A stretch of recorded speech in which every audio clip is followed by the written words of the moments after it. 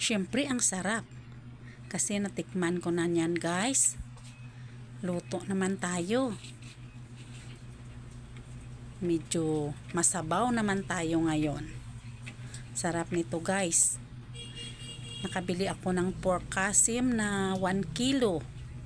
Lagyan natin ng ahos, bombay, asin, bitsin. Hindi tayo ngayon maggisa guys. Sanlagon ko lang yan guys sa mga spices at pampalasa. At ang bango na niyan guys. Masarap ang ganitong style din guys ng sinigang na baboy yung ating lulutuin guys. Sa tatay ko ito na style guys, ganito siya magsinigang ng baboy. Walang mantika.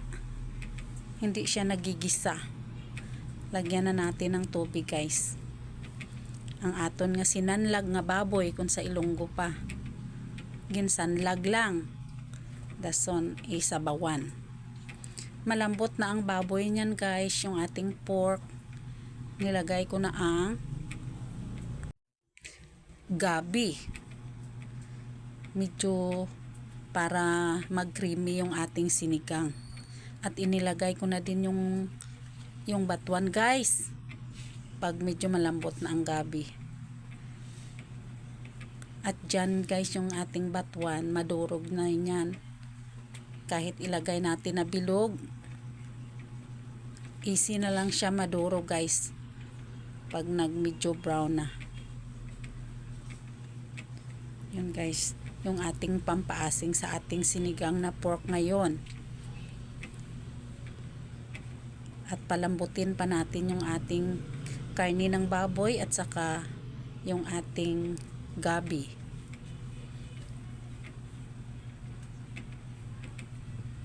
Ilagay na natin yung okra. Complete ning natin ngayon guys. Sahog. At may tawag nito? Radis o labanos. Ngayon sitaw. At talong. Ipalutuin lang natin yung ating mga vegetables guys. Yun ang maganda sa sinigang kasi may madaming vegetables. At masarap din humigop ng sabaw guys.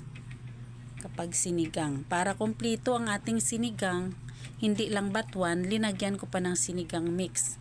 Hindi lang masyadong marami kaso baka umasim naman ng masyado yung ating pork sinigang. Yun guys, i-mix lang natin ng konti. Nag-adyan ako guys ng ng asin. Kasi medyo kulang pang asin ko. Yan guys, nalagyan na ng kangkong kasi kompletos ricados ang ating sinigang ngayon with vegetables. Yan guys, at long chilies. Ang bango na guys.